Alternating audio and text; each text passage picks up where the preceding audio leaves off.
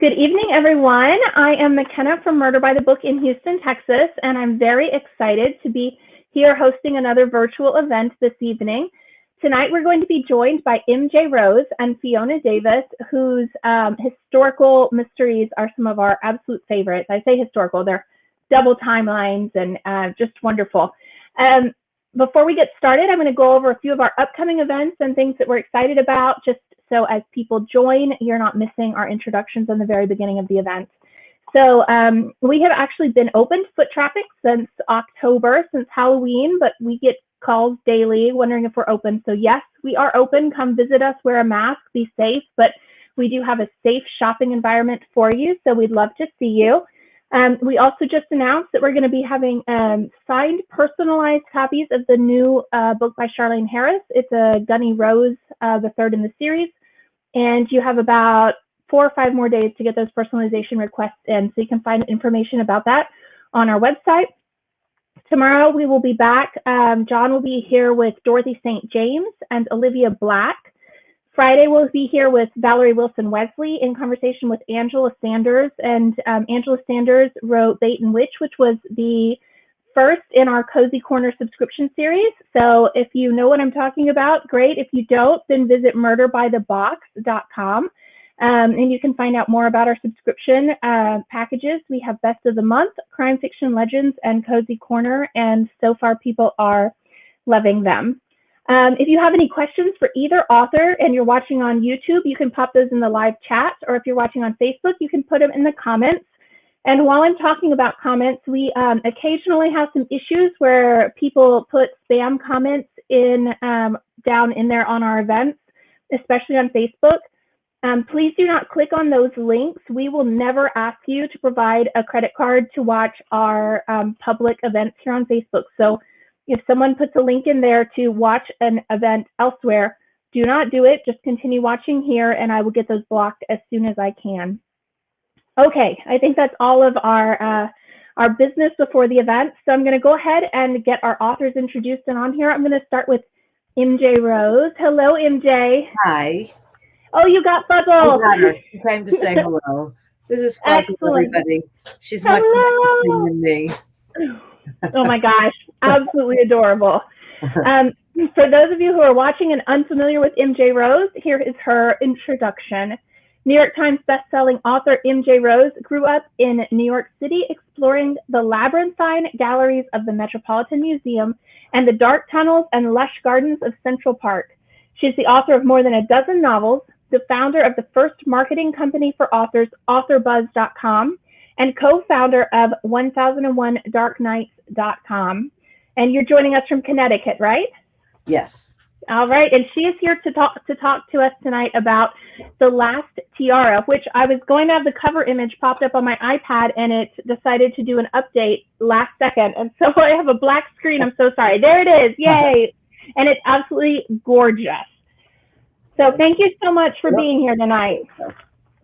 There we go. Thank you for having me. So we are also going to be joined by one of our favorites, Fiona Davis, who is going to be guest interviewing tonight. So thank you for being here, Fiona. How are you? I'm great. Happy to be here. Well, it's a treat for us. Fiona Davis is the New York Times bestselling author of 5 novels, including The Dollhouse, The Address, and Lions of Fifth Avenue. She lives in New York City and is a graduate of the College of William and Mary in Virginia and the Columbia Journalism School. So you're doing well? Yes, everything's going great here. Excellent. Okay. So my favorite part of doing these, I'm going to go away and sit back and watch. So you two have a great conversation. Again, if the audience watching has questions, do not be shy. Ask whatever. I will get those to the authors later. And for now, y'all have fun. Thank you. Great. So MJ, so nice to be in conversation with you. We were you to do this. We were just saying that, normally we'd go out to dinner and I would ask all these questions. So it's just, basically what we would do normally, just without the dinner and the wine. But we could drink wine if we wanted. Yeah, I hope you have some. So I love this book. I got an early read of it and just ate it up. It's dual timeline historical fiction, which is my favorite, of course. It's set in 1915 in St. Petersburg and 1948 in New York. And I'm wondering, just to start out, if you could tell us a little bit about the story and then follow up with how you got the inspiration for the story. Yes, I'm actually going to start with the inspiration. Okay. I'm actually going to occasionally look down because part of this I have to read because I always forget exactly the name of the library. So sometimes you get a birthday present actually on your birthday when you don't expect it, which is what happened to me in December of 2012 when I was reading an NPR article entitled "The Mysterious Disappearance of the Russian Crown Jewels." And my great-great-grandfather, or maybe there are three greats, worked in the Tsar's palace in the mid-1800s, fixing the clock. He fixed all the clocks. He didn't make them, but he went around and kept them all working. And they came to America in about 1870. But there's a lot of stories in my family about Russia. And I have an old coin from 1870, and it's very much the mystique of the family. So when I saw this article, everything Russian crown jewels is like, oh my God, I had to read it. So I was hooked by the very first sentence, which I'm going to read you, because it totally sounds like it belongs in a mystery bookstore. The story of the missing Russian crown jewels begins, as so many great adventures do, in a library. So I was definitely hooked, and I kept reading. So the article describes how in the rare book room of the U.S. Geological Survey Library, which is in Virginia, a previously unknown and unmarked 1922 catalog of photographs of the Russian crown jewels had just been discovered. Now, this is a photograph of the Russian crown jewels. I don't know if I can get that in there, but it's a table with hundreds and hundreds of Russian crown jewels on it. And what had happened was the Bolsheviks decided that they had to sell all of these jewels to raise money to buy, of all things, tractors. So they brought in a gemologist named Fersman, and they asked him to create a catalog of all these jewels. And that started in 1921. And this book that they discovered in 2012 was a 1922 version, like an early version that had over 100 photographs in it.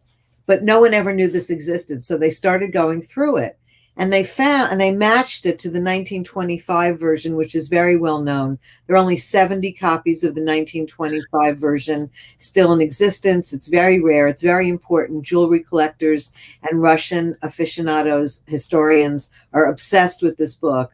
The Bolsheviks released it and then pulled it back. The jewels were, many of them, sold, but the book is very rare. So anyway, in the library, they're comparing the 1922 book to the 1925 book. And they realized that all the photographs in the 25 book were actually taken in 1922 and completely match up. Except they find 4 jewels in the 1922 version that for some reason haven't made it into the 1925 version. There's a brooch that they later discover was sold at an auction in 1927. Mm-hmm. There's a beautiful emerald and gold necklace that's still missing. There's a beautiful sapphire and diamond bracelet that's still missing. And then the piece de resistance is this amazing tiara, which is still missing. And the tiara was made of sapphires and diamonds, a very important tiara from the pictures. They believe it was made for the Tsar's mother, Maria. They don't know because there's absolutely no documentation. There are no photographs of it other than this one. There's a sketch that they have from the mid-1800s that might or might not have been this tiara. But basically what they know is this existed in 1922. It's in the main photograph of all the crown jewels, and it's missing by 1925. What happened to the tiara?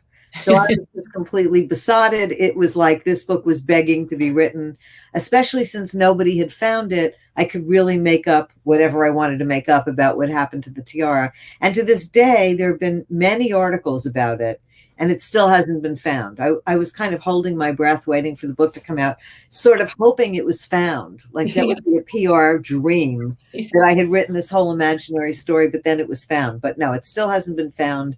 And there's been a lot of press about it in the last 9 years. So it really must be missing. So my story is a dual timeline about a architect in New York in 1948 whose mother has recently died. She's inherited her mother's apartment and she decides to renovate it. And in renovating the bedroom, she's an architect, she can do all this herself. She's pulling off the wallpaper in her mother's bedroom, and behind the wallpaper, she finds a niche. And in the niche, she finds this old leather box and some papers. And when she opens the box, she finds the tiara, but it has no stones at all, no diamonds, no sapphires. It's just a skeleton of a tiara. And the papers are receipts for the stones.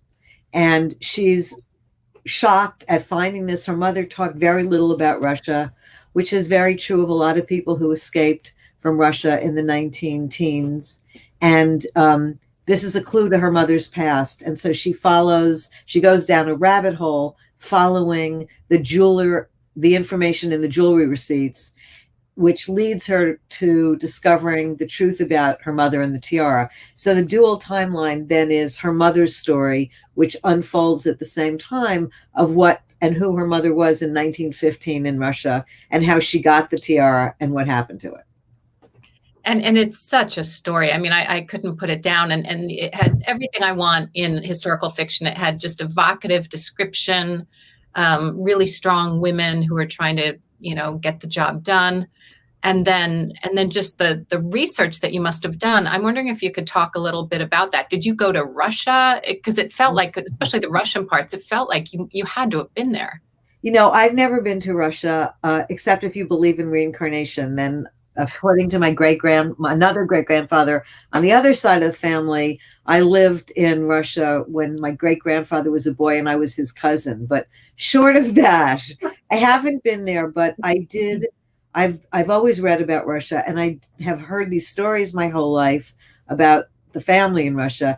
But when I do research, as I know you do, I do as much source material as I can. Mm-hmm. And so, and I get paintings and photographs and everything. I make a Pinterest board, which, by the way, everybody can look at under my name. I make them in secret while I'm writing the book. And once the book comes out, I make them public. And they have often 300 to 600 images that I've collected while I'm doing my research. But I read a lot of source material. So I read novels that were written during the period by people who lived through it. I read a lot of magazine articles, newspaper articles, travel logs from people. I try to get letters. In this case with Russia, I tried to get letters from people who'd been there, who'd visited shortly before or after the revolution.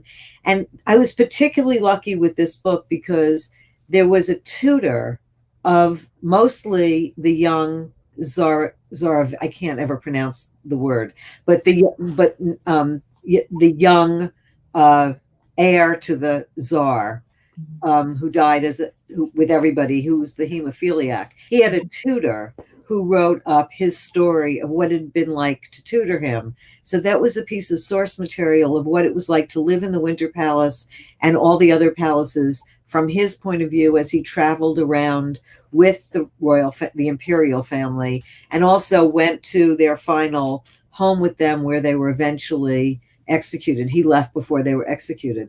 So there was just such a rich amount of research that I could read that was a lot of it very heartbreaking because the Russian Revolution was so brutal.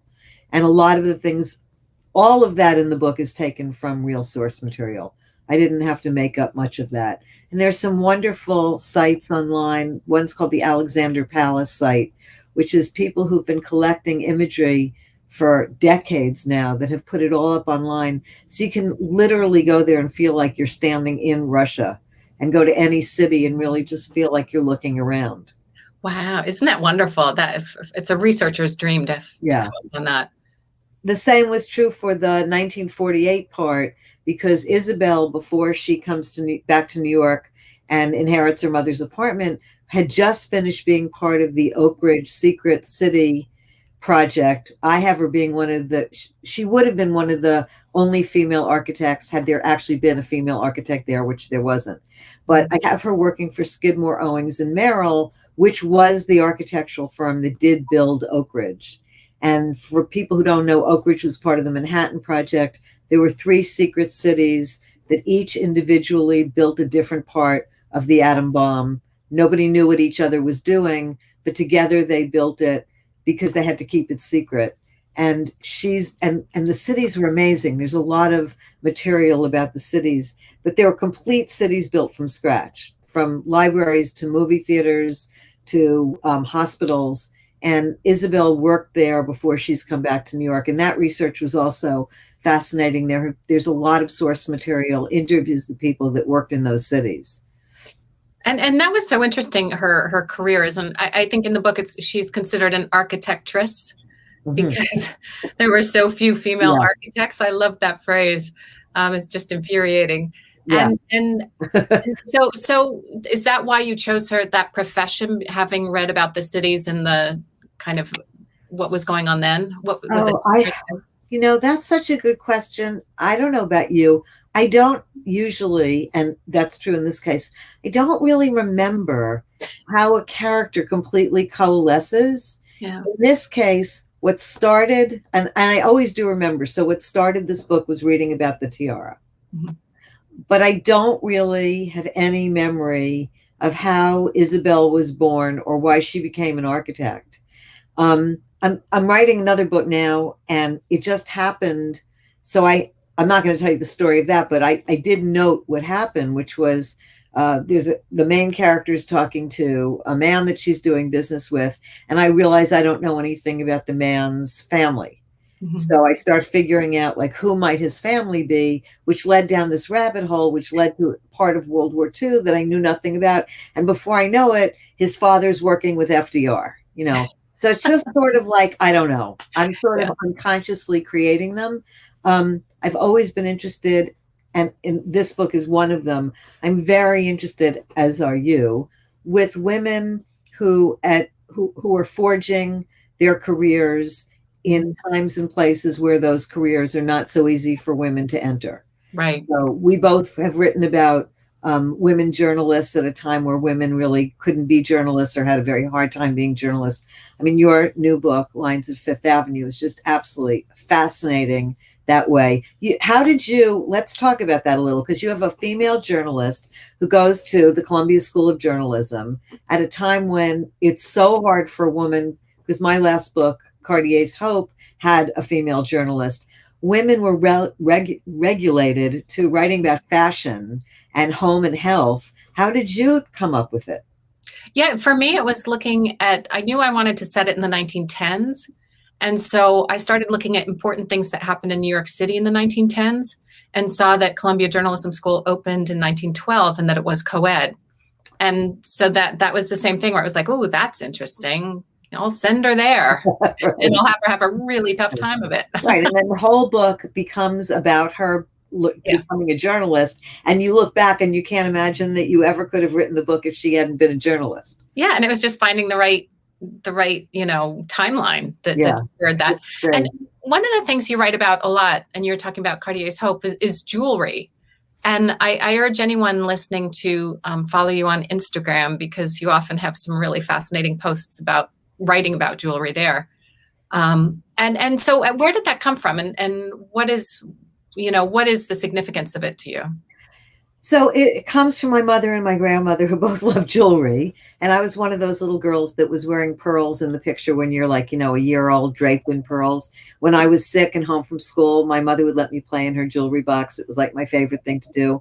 And it started, though, as a writer, because I find it very difficult to create a character. That's not my strongest part of being a writer. I love describing things and coming up with plots. And when it comes to character, I really struggle. So I early on read something that I don't remember now about creating a character from all the outside things first. So I started building characters based on what they wear and what perfume they wear and what clothes they wear and what they like looking at, what books they read, and all the outside things. And I would always describe what jewelry they wear, really get into detail with their appearance. And I realized that as I was writing those things, I loved describing them. So that's where it first entered into my books. But then I have this tendency in my books, I guess I've written 21 novels, to pick on something that I'm really interested in, that I really want to learn about. And I sort of joke around that I write novels so I can do research about a certain subject. And I'm really fascinated with gemology and stones and the meaning of stones and the meaning of crystals. And I love looking at them. And that's been a lifelong passion since I was a little girl and collected stones. So at a certain point, I decided I was going to study jewelry a little bit and find out how it was made. And my first book that I did that in was The Secret Language of Stones, about a French jeweler in the early 1900s, right after World War I. And that made me realize that, first of all, I also like writing about things that not everybody else is writing about. And I realized that there had not been a lot of books where jewelry was really a centerpiece. And so I started thinking that that would be an interesting place to sort of gravitate to. And that's led to, this is the fourth book that has jewelry at its center, or a piece of jewelry. And there are at least 2 more coming, because it turns out it's really fun. And I get to go look at jewelry all the time, and jewelers lend me things to wear. And I also write these articles that you were mentioning.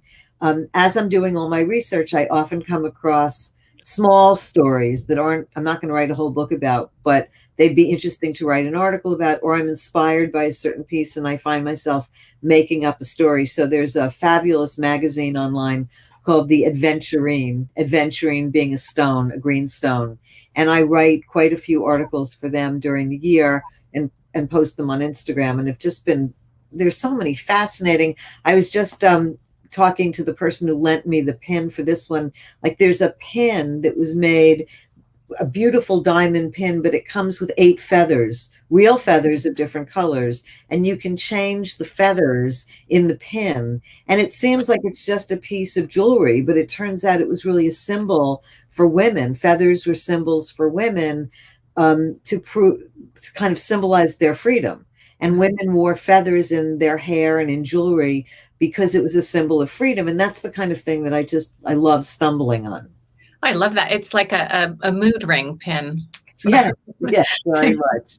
And speaking of jewels, you talk about the Midas Society in the book. Oh, yeah. So does that really exist? Yeah. And I'm curious if you could talk about it. Yeah. So the other thing that I also seem to like doing is creating foundations and societies and buildings, and then keeping them from book to book. Even though each book is a standalone, I like having things that I can go back and use again. Like I've written 6 books that have to do with reincarnation, novels, but they have reincarnation in them. And 3 of them feature a character who's a perfumer. And the perfume company that she owns is called the House of l'Étoile. And now in every book, since I first introduced her, like 12 books ago, in every book, every character I have wears perfume from the House of l'Étoile. So I created a sex therapy institute in my first 4 books. And then I had the Reincarnation Institute in 6 books. So now I've invented the Midas Society. So it's sort of based on a lot of reparation, like the Jewish Congress and a lot of reparation institutes that have come into being since World War II that exist to return stolen goods to people that have lost them during World War II. But in my case, the Midas Society goes way back to the 15th century. And if you are a jeweler, curator at a museum or an auction house, a gallery owner, an antiques dealer, or anybody who would come across goods that need to be sold in the arts, if you come across something that you believe has been stolen, you sign an oath that you will try to find out who it belonged to and what it is before you will sell it. And so you belong to the Midas Society. It's a semi-secret society in that people tell you can tell someone you belong to it, but you can't talk about any of the pieces that have been discovered, and you can't talk about anybody else who belongs to it. And you made this up. You made that all up. I made that up. I'm amazed you sold that completely. And so in The Last Tiara, when Isabel finds the jeweler whose grandfather took the stones out of the tiara from her mother and bought them from her, that jeweler belongs to the Midas Society. And so when he sees the tiara, he's under an obligation to investigate it. And he winds up taking her to the Midas Society, which I put in one of my favorite places on earth. Headquarters to the Midas Society is in Cannes, France, in the south of France, on a little island, which is actually where that has a great history, that has a monastery on it, and where Richard the Lionhearted, is it Richard the Lionhearted who was incarcerated? I am not sure. The Man in the Iron Mask. Okay. That's where he was incarcerated. So I put it there to give me an excuse to go back to the south of France if I ever get to travel again. Yes. But, yeah. And so in my next book, that I don't ever talk about the story of the next book, but the Midas Society is in the next book too. So, good. Okay. Yeah, it's going to come back. It's just the perfect name for it too. Yeah, I loved it. And Somebody who's so greedy that he even turns his daughter into gold. Yes. It's like a perfect society for people that have to return jewels to who they were stolen from. It's brilliant. One of the things I'm always interested in is how other authors handle dual timelines, because it's tricky. You have to keep the mystery going. You can't give away too much in one timeline that it affects the other. How do you approach it technically? I borrowed it from you. I'd never done it before, but I read all your books and I was so impressed with how you did it. So I didn't actually ever ask you this, but the way that I did it, and I wonder how you do it, is I wrote the two timelines separately. Mm-hmm. So I wrote Sophia's whole story, which takes place in 1915 to like 1917. Mm-hmm. And then I wrote the 1948 story. And then I spent a few harrowing weeks trying to intersperse, like making a sandwich with putting this chapter here and this one here and this one. And then, oh no, because that piece of information can't be there because, oh my God, it was so difficult. Right. Really, and then you have like 3 chapters of the old part in a row, which you can't need. You need a new one to get in there. Yeah. It was really hard. It was really hard. The next book is that way. And then I'm like, do I really have to keep doing this?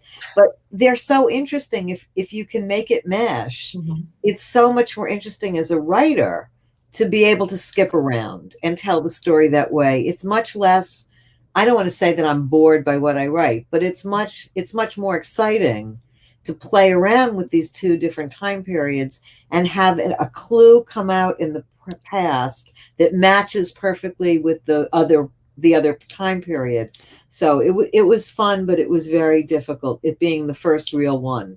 And it's fun as a reader reading that, because you might know something that the character in the modern time doesn't, and you can't wait for them to figure that out. And so you really get invested. I joke around that when I'm doing that braiding part, I'm drinking pretty much every night because it's so painful. And what about your cover? It is gorgeous, and all of your covers are just stunning. How did that come about? Was that your idea? Was it the cover? So what happens with the cover, I'll get my fingers out of here. I can't. Okay, there we go. Yeah. So what happens, it's all backwards because, it's on the computer. And it's working for me. I can see it. Okay. Mm-hmm. So what happened was with, let's see, I don't know how many books ago, 3, 4, 5, 6, 8 books ago, my publisher, on a book called The Book of Lost Fragrances, my publisher brought in one of their favorite cover designers, Alan Digman, to do the cover for that. And we did a hardcover that didn't really work, but on the trade paperback of that book, he just nailed the feeling of my work. It was just like, I saw that cover and it was like, I never want anybody else to do my covers. So what I do is I create this Pinterest board that I was talking about that's so visual. And then I'm the only person who has access to it other than me is Alan. And Alan, then when it's time to do the cover, he spends some time with the Pinterest board and we don't even talk. He just spends time with the Pinterest board, and I guess he reads the like the flap copy, mm-hmm. and then he does a couple of different covers, and we pick one. And so as long as he's willing to do my covers, he'll keep doing them. I'm just thrilled. he just looked at the Pinterest board and he knew what the time error was, and it was perfect. Sometimes he does like 3 or 4. This time there were only 2, and they were just different colorations. So I was really thrilled. It's wonderful to have a designer who so interprets your writing and gives the cover the same feeling that the writing is. It looks like how it reads. Yes, you're absolutely right. There's something lush and exquisite and, colorful. Oh, thank you. Thank you. Yeah. Okay, I see. Did you have any tweaks on it, or was it just basically as is? No, this one really is as is. Yeah. The tiara on the cover is the tiara that he took from the photograph. So it's his interpretation of what it really might look like in color, because there is no color version of the tiara. Right. I love it because he gave her gloves. It's so 40s, right? Yes. It's the book, and she's wearing gloves on the train. And then he always tries to incorporate. I'm just gonna hold it up this way. He always tries to incorporate where the book takes place in the book in sort of like a magical way. So her skirt turns into the city, the skyline of New York. It's beautiful. He covers so much. Yeah, he does. Yeah. The most complicated one was that one, the Secret Language of Stones, where you can't even see everything unless you really blow it up, or you look at the real book. And there's a hazy part where there's actually men fighting in World War I, but you really have to study it. It's like a Rorschach. Having done so many books, you've done over 20. Are there themes that you find that are recurring, and are they themes that are just have been close to your heart that you return to? How do you manage that? I try not to keep doing that. My first notes on a book are the themes are always the same, and I'm really bored by the same themes. So when I see it creeping up again, I'm like, oh no, I don't want to do that again. Strong woman who's alone, who really has to fight society to find her place and discover who she is, and all that individuation. I keep writing about individuation, and and then I try really hard to come up with a whole other idea, and then it just goes right back to that idea. But hopefully I change where we're doing it enough and change them enough. One of the things about the next book is I have a much older main character, which is fun, because individuation tends to happen more with younger women, and that can get a little tiresome. But because they're historical, and I'm sure you find this too, it's easier to disguise the theme, because I get to really write about what's going on at the time. And that becomes more of the theme, and my little personal peccadilloes just disappear into the background, hopefully. I'm sure somebody's going to write me. I got, I always love talking about the worst reviews you get instead of the best ones. And my worst review so far for this book isn't really a review, but I got a scathing email from somebody who was accusing me of cultural appropriation, because how do I have the nerve to write about a woman in Russia in 1915, and how dare I do that? And you never write anybody back, but I wanted to write, first of all, there's really nobody alive who can write it. That's not cultural appropriation. There's just should be 107 to write the book. And also all my ancestors are Russian. Right. So why can't I write it? But she was so adamant that how dare you do this? And you made up a fairy tale about a Russia you don't know anything about. It's okay. So it sounds like a disgruntled writer wannabe, actually. Yeah, probably. She should go off and write that if that's what she wants. One of the things you talked about in this book, or don't talk about, it's about family secrets and generations keeping secrets from each other. And is that something that you consciously delved into, or was this something that just kind of bubbled up? I keep writing about that. I mean, that's one of the themes. I write a lot about secrets and shadows, and I don't really know why. There are not a lot of family secrets in my family. I didn't have a secretive family at all. I probably knew way too much about the history of my parents and grandparents, but maybe because of that, I'm fascinated by it. Or maybe it's just that it really lends itself to interesting observations and an unfolding of a tale that I want to read. You know, I think that a lot of us write the book we want to read. And I think that's part of the reason we write the same book over, is because we want to read the same book. So, but no, it's there, and I just do find it endlessly fascinating. Secrets are at the heart of a lot of the books. Yeah. And I'll ask, excuse me, I'll do another question, and then I think we'll turn it back over to McKenna. Can you talk a little bit about your career trajectory? When did you come to writing? And you were an ad exec first, and how did that flow from one into the other? Yeah, so I was in advertising. I actually wanted to be a painter, and I went to art school, and then that led to advertising. And I was a copywriter, and I had an art director. We work in teams, and an art director whose brother is a very big movie guy, who a lot of people, who's now very famous. He wasn't at the time. Barry Osborne, who directed the Lord of the Rings, and a very big producer. Wow. But Larry and I were a team, and we started writing screenplays together. When commercials in advertising, 30-second commercials are little stories. So you're telling little stories, and then we wrote screenplays together. And I actually had a screenplay stolen by Disney and Bette Midler's production company, which was made into a horrible movie called Scenes from a Mall, with Woody Allen in it and Paul Mazursky. And my agent at the time tried to sue Disney. But the movie was a flop, and so I wasn't going to get any money. And my agent at the time said, if you really want to go into movies, you have to move to Hollywood. And I wasn't about to do that.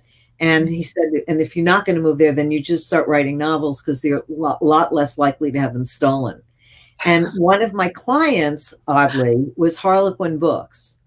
And I was doing commercials for Harlequin romances. And so I was very friendly with the account executive, and she gave me the rules for writing a Harlequin novel. And I thought, okay, she told me how much money they make and how many books they write. And it was all, I'd never really read a romance, but it was all really interesting. And so I sat down to write this Harlequin romance following all the rules, and finished it and gave it to her. And she said, this is a really good book. It's not a romance, it's a mystery. And there's not a single rule that you followed, but you should stick with this. So I started writing and got an agent, and we couldn't sell anything because all my books were very cross genre. So it was the internet was happening, and I was doing a lot of research on the internet, and I had a client, an advertising client that was on the internet. So I was finding out a lot about everything. And I decided, my agent had a lot of great rejections from all these publishers who said, I would buy her book if she just stuck to one genre, but we don't know how to publish this. Mm-hmm. So I thought that I would do this experiment, and I would come up with an ad for the book that they all like so much. And I would put the ad online. I mean, we're talking about 1999. So online was non-existent. So I made, and if anybody wanted to buy the book, I would Xerox it at Kinko's and send it to them. And I had a PDF of the book. And if they wanted to read a PDF, they could read a PDF. But it was a marketing experiment to do this for a couple of months. And then my agent could take it back to these publishers and say, this is how you market this book. Here's the line. Mm-hmm. The line was, can an erotic book be intelligent? Yeah.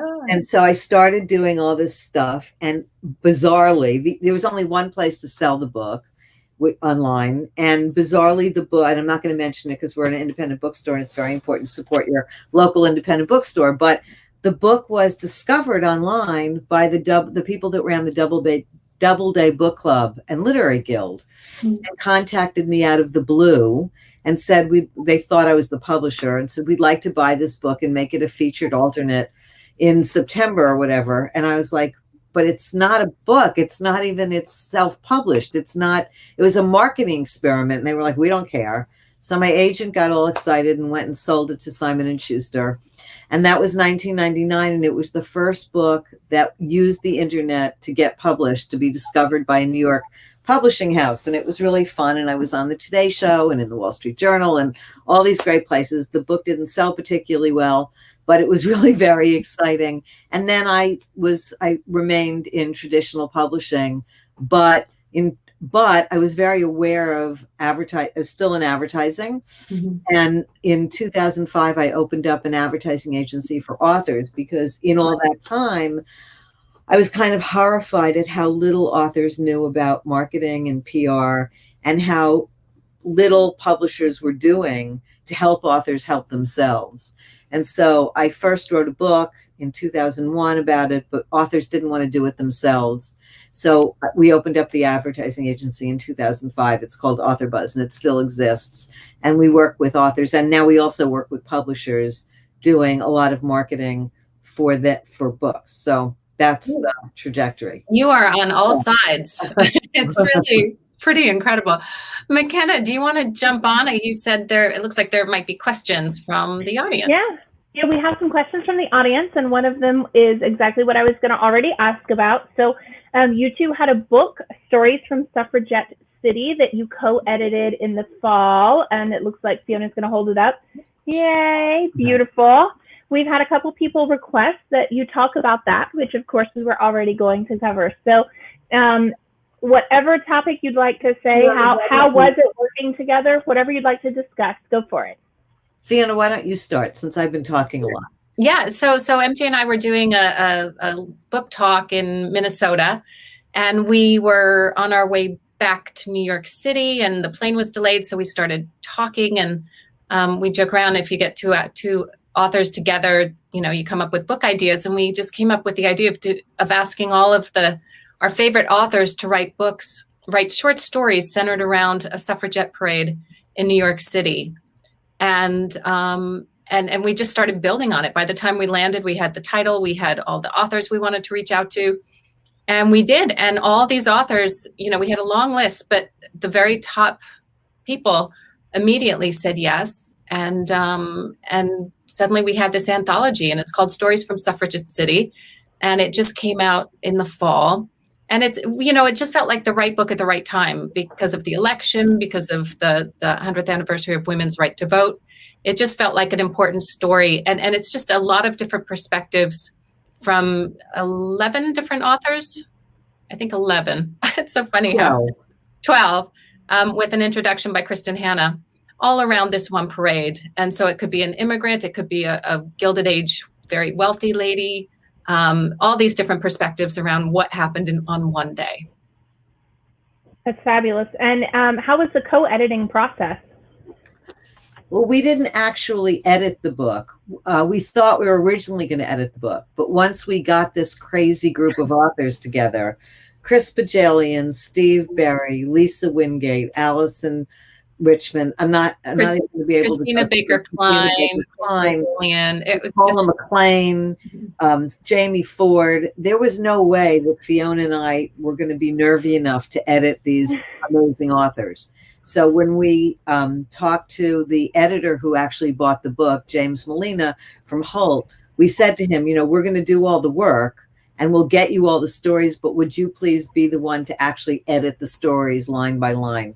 And he said, of course. So we didn't actually do that part. And in the end, the stories hardly needed any editing. I mean, they came in so clean. We were clearly working with the very best. Yeah. It's wonderful. And we've also had people comment who've already read it and loved it. So lots of fans out there for that one.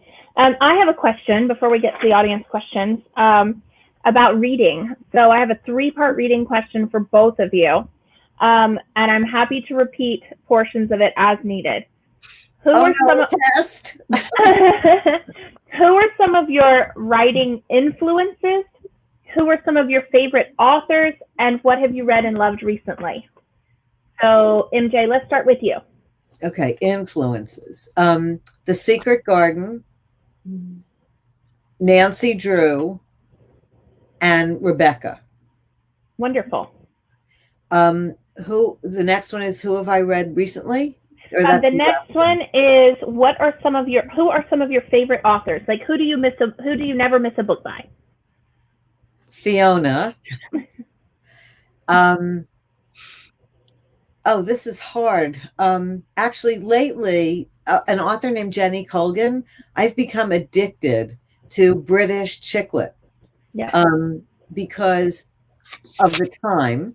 Yeah. It's lighter, it's witty, the Brits have an incredible way of telling a charming story with a lot of wit and intelligence, and it's different. And so lately I've been reading an enormous amount of that. Jenny's a wonderful writer. She takes me to very different places that I've never been to. She's a very emotional writer, but really smart and really heartfelt. And so I've been reading a lot of her. And I would have to say Steve Berry, who is a friend and also writes really fabulous thrillers that have a lot to do with history. So I always learn something from his books. And so he's somebody I also never miss a book from.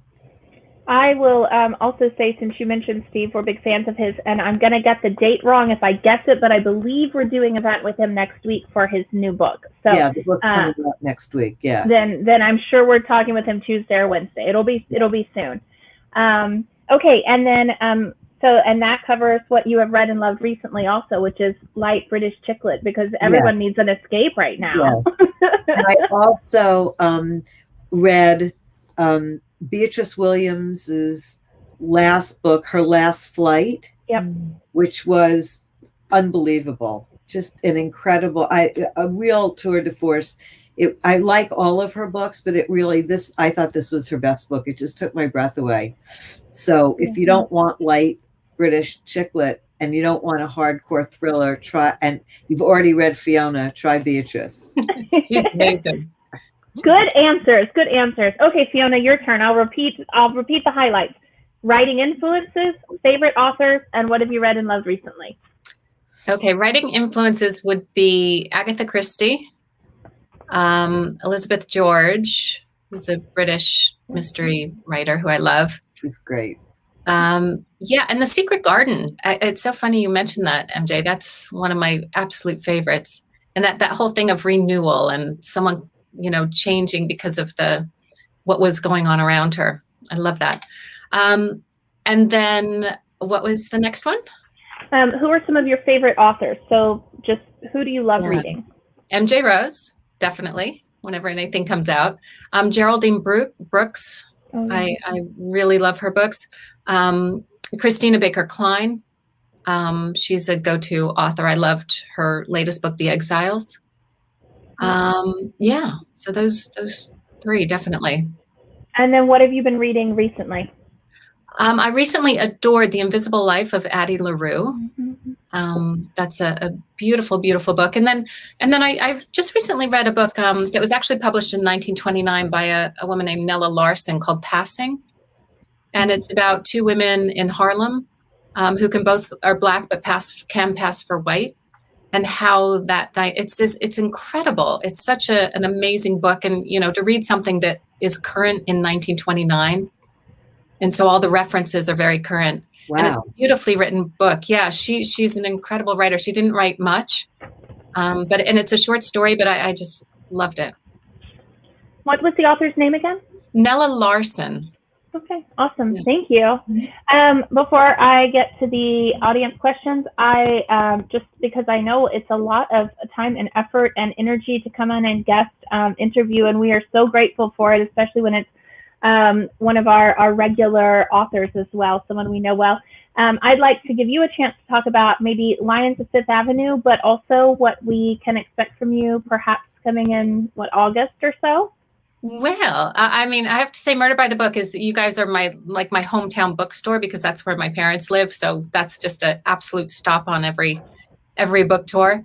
And you guys have been there since the very beginning, which I appreciate so much.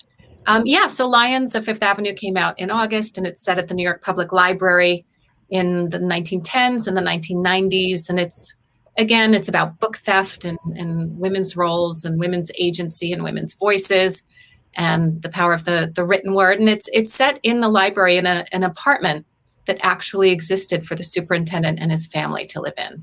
So it was fun to draw on that true fact and then create a fictional family from there. And then, the next book is set at the Frick Collection, which is a beautiful, beautiful gem of a building on Fifth Avenue that was owned by Henry Clay Frick.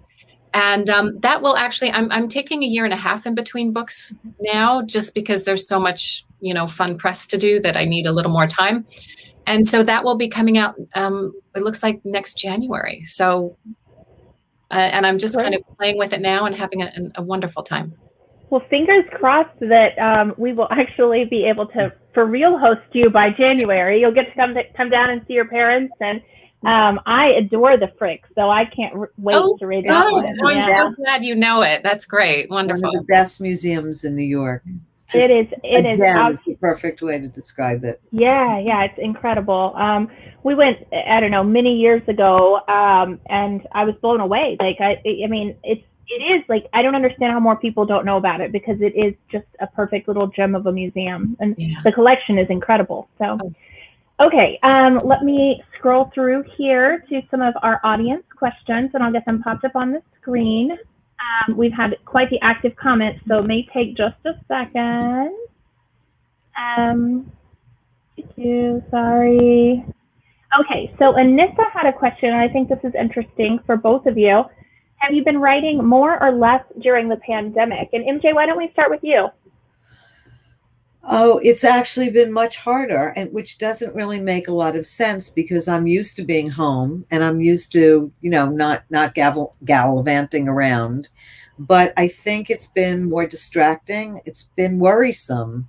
And I think that that's made it more distracting. So I had probably the longest time period of not writing at all that I've had in years and years and years. I just didn't write anything for about 4 months. I just stopped. I couldn't figure out this book that I was working on. I had done a lot of research. I stopped doing research. I just ran AuthorBuzz. I watched too much news. Like a lot of people, I think I just couldn't tear myself away from all the horror of the news until finally the election. And I finally started writing again just in January. So just the end of January. And now it's fine. So I think it's partly because of the news that I finally was able to, I don't have to watch the news all day long anymore. And so it's the news as much as it's the pandemic, without getting political about it. But I don't care. I'm political. I just couldn't stand it. It was like, what's going to happen? Like there was the election, and then was he actually going to leave? And I just couldn't concentrate on anything else. So once we knew he actually was leaving, I could go back to my book. Yeah. How about you, Fiona? Yeah, I found I could write. In fact, I didn't mind writing because I could go into another world in a way and not think about everything that was going on. But I did have a very hard time reading. And so my attention span there just wouldn't stick. I'd go to Google News, or, I'd read a chapter and then have to check my Twitter feed. And that's stopped now, which is really nice. I feel like my attention span for reading is back. Yeah, I mean, I'm not the one being asked, but I read only books or listened to audiobooks for authors that I was interviewing for March to December of last year. And then finally in January, I thought, I have to resolve this. Like, I can't not read. I own a bookstore, but at the same thing, like I could not read. I was worried about the bookstore. I was doing essentially double shifts every day, just trying to like hustle and keep the store going. And there was less reading time, but then the time that I had, I just absolutely couldn't focus. So I sat down with myself in January and I was like, you need 2 hours a day. Like, just lock yourself in a room, Wi-Fi off, read. And once it was like I had to train myself again. But once I got back into the habit, like I'm good again now.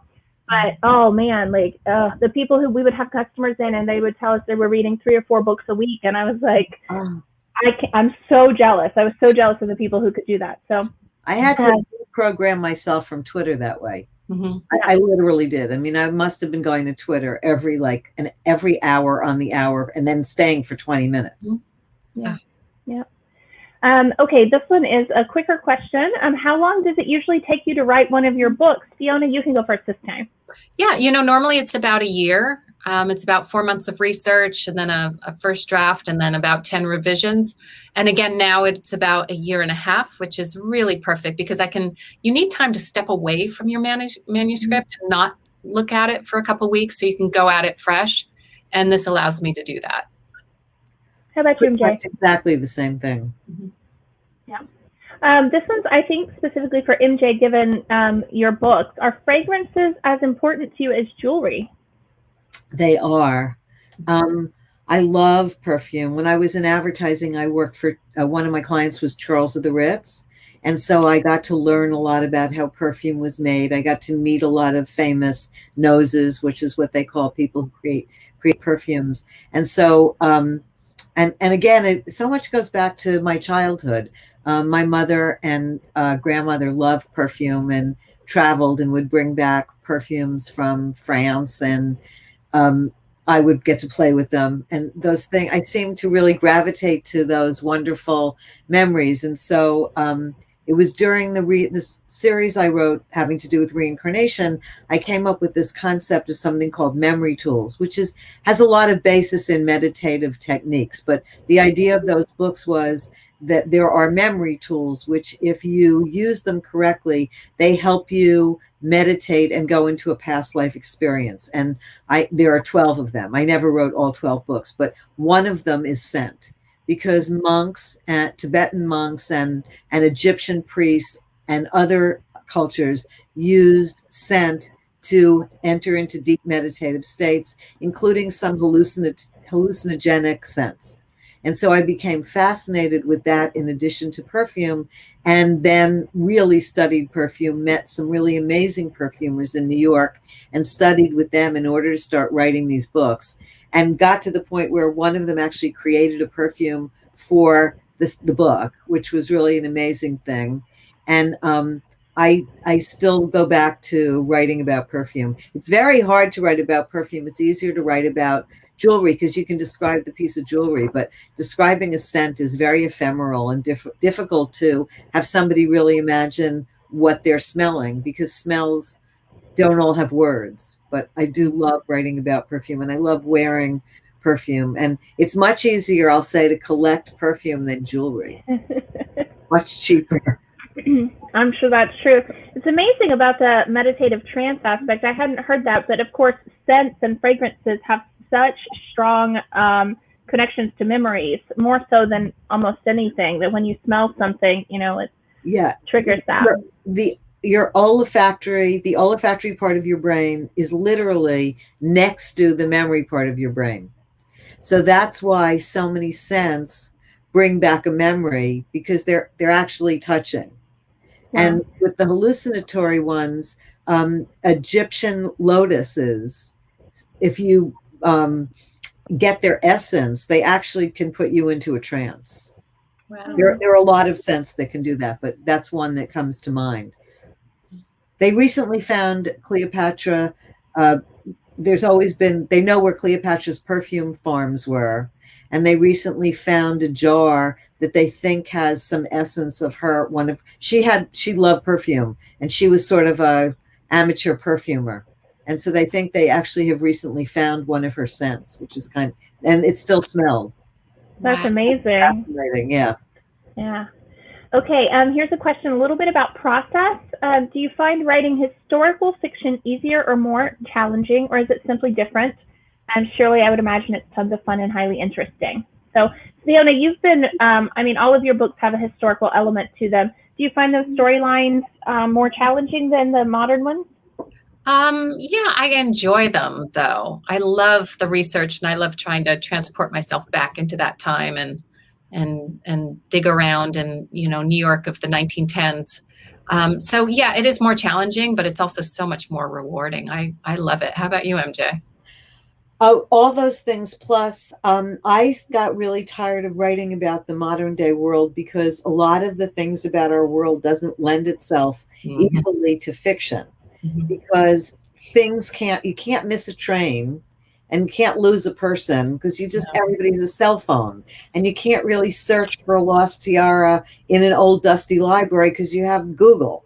So that part of it was really intruding on my sense of telling a story. And that was when I first went to historical fiction, and I much prefer it. And I just wrote Steve Berry and I write a novella every year.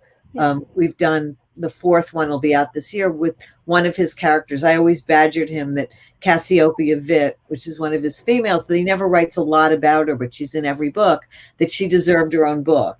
And about 5 years ago, he said, he always says he doesn't write women well. So he said, well, if you think she deserves her own book, then we should write her book together. And we started writing Cassiopeia Vitt novellas.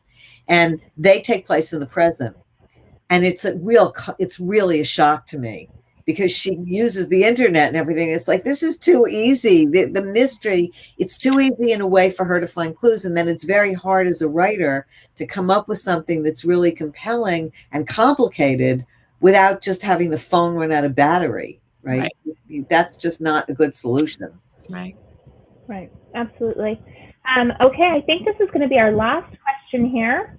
How do you know when it's time to stop researching? And I would assume the implication is, and start writing. MJ, you go ahead. I actually have a great little anecdote about this. It was my very first historical fiction novel, and it was called The Reincarnationist. It was a dual timeline. And there's a wonderful suspense writer named David Usen. Do you know who he is? Mm-hmm. And he's a friend of mine, and he was helping me learn how to research. I'd never written anything historical. I didn't know how to do the research, and he was helping me. And he lives in England, and I would send him a lot of emails and going back and forth. And I'd been doing research for about 6 months, and I was gathering, and the book had to do with ancient Egypt and the present day. And I was sending him all this stuff. And finally I wrote to him and I said, okay, now I can't find out what color sandals the women were wearing, and I don't know where to look, and I'm really going crazy. And he said, A, it's time to stop, because B, nobody alive knows what color sandals they were, so shut the damn book and start writing. And it was like this wake-up call that, like, oh, right, I write fiction. I can make this up. So for me, it's time. I just give myself a time limit. I can only do research for 3 or 4 months. Mm-hmm. And then I should have enough. And I can always go back and find something else. But I literally, it's like January. Okay, I got to start writing in April. And it's very much on a clock. So that's sort of, and it works. I mean, I haven't, 3 or 4 months is a long time of just doing research all day long. Mm-hmm. Yeah. How about you, Fiona? Yeah, the first part of the research, the first month, is just sheer terror of, will I be able to find something that inspires me to create a whole story and find characters? And it's just this kind of panic of, what will I come up with, and is there anything out there? And eventually things start to accumulate, and I have ideas and stories for scenes, or characters or plot. And then I just hit a tipping point where I know I've ingested everything I need to for now, and I need to start laying out the plot. And so it's just a tipping point that I hit, and I go back and do more research as I go on. But it's just a matter of feeling like, okay, I understand what, say, Greenwich Village in the 1910s was like. I can write this now. That makes sense. I mean, in reading both your books, you don't, you get a feel of the history, and you get these little tidbits that bring it to life. But I think the biggest mistake writers of historical fiction can make is feeling like they have to put everything they read in the book, right? Like, and so your job is to create a world that we're going to live in. And like I said, those details really bring it to life, but that doesn't all have to be in there. Like, everything you read doesn't have to be in there. It's just for you to know the world. So anyway, it sounds like you both have the right plan. Don't change what you're doing. But I want to put it all in there. I have to force myself to stop. I understand. Do you have a favorite tidbit that you have discovered researching in all these years? Oh, I do. There was an ingredient to a perfume that in ancient Egypt that was literally made from mummies. It was called momi, and it was literally black goo that was scraped off from inside the linen of the mummy and used in perfume. For honest to goodness real. I used it in a book called The Collector of Dying Breaths. Oh my, that is great. Yeah, really, just like bizarre, huh? Bizarre. Yeah. What I always wonder about this stuff is, who's the person who thought, gee, I'm going to take this goo inside the mummy and see if it works in perfume? Oh my God. Yeah. Right? Like, why would you ever think to even do that? I heard Anthony Bourdain talk years and years ago, and I will never forget. He made this comment that basically was like, I want to meet the MF who was so hungry one day he picked up a snail and said, if I put enough garlic and butter on this, it'll taste good. And I feel like that's who thought that mummy slime was a good idea. So anyway, Fiona, do you have a favorite tip or favorite thing you read? Oh, I remember reading for this book, an old Harper's Bazaar magazine, and it talked about the latest fad diet of 1913, which was the barrel diet. And what you did is you bought a barrel and you took out either end and you festooned it with ribbons. I don't know why. And then you'd crawl into it and roll around on your bedroom floor until you were sweating.